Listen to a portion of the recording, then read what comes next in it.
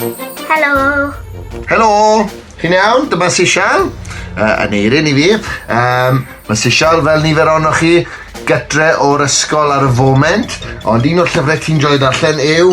Y dywysoges weitha. A ti di gwisgo ffrog bach hyfryd fel y dywysoges weitha. Mae Sisial, wyt ti'n barod I actio'r rhannau'r dywysoges weitha? Ydw. O, na fe. Os nad yw'r llyfr dych chi gytre, I ni'n gobeithio a byddwch chi'n mwynhau'r darlleniad yma nawr. Dyma hi, mae'n dipyn o gymeriad, yn dwi, Sisial? Ydw. Reit. Amser maith yn ôl mewn tŵr mawr y glan, trigau geneth unig. Y dywysoges Sian. Rhyw fi. Och neidiodd.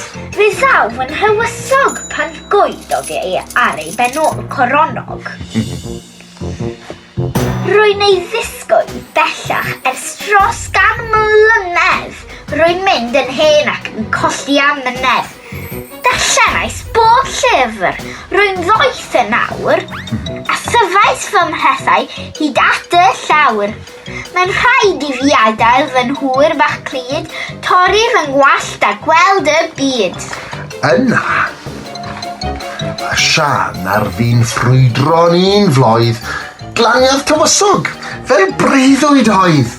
O, dywysoges hardd megis seren fri, fe deithiais o bell i'ch achub chi.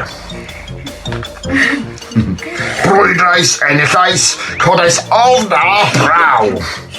Ro'n i'n gwbl arwrol, am cledd yn fy llaw. Trechais y gelyn, enillais sawl ffrind. Da iawn, Mydd Sian. ond plis gawn ni fynd. Daw'r freuddwyd yn wir, ac un gysant sydyn, brysia, siapa hi, diref ym mhisyn. A'r garla meithant ar gefn march mawr. Wehei! Mydd Sian. Rwy'n rhydd yn nawr, bada ni dros y gorwel. Ond yna, gwelodd, rownd y gornel, I bler i ni mynd, fy nhywysog llawn urmas. fan wylid fe awn I fyw yn fy mhalas. Fy rhosyn hardd, fy lili ddŵr, mae gennych gartref yn fy nhŵr. Ond mae'n well gen I fod mas, Mydd Sian, Mydd Sian. a chael llwyth o hwyl tan yr oriau man. Dim peryg, eber tywysog. Mi wyddwch ar rheol, o'n I ddysgwch I hi yn yr ysgol dywysogesol. Y fi sy'n gwisgo'r arfaeth o ddir, a chi y ffrogiau. Ydy hynny'n glir? Gwenwch a phlethwch eich gwallt mewn rhibannau, nid lle merched, yw ymladd dreigiau. Yn ei thŵr unig, roedd Sian yn wyllt gacwn.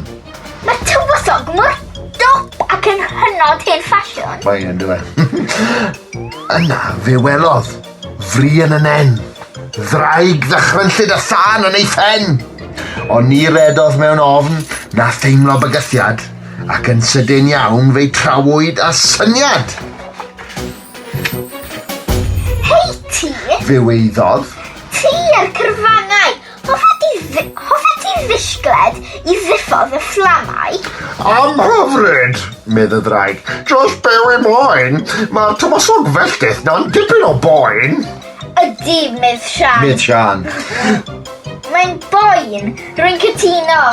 Rwy'n gaeth yn y tŵr ac mae hynny'n fy mlino. Pwdryn, ebychodd. Nes hynny mor tro, rhaid I ni ddeal o roi trefn ar y llo.